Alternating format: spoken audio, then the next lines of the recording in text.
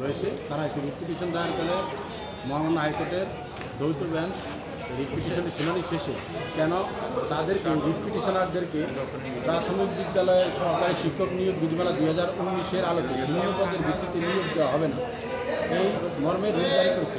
একই সাথে 208টি পদ সংরক্ষিত রাখার নির্দেশ দিয়েছে।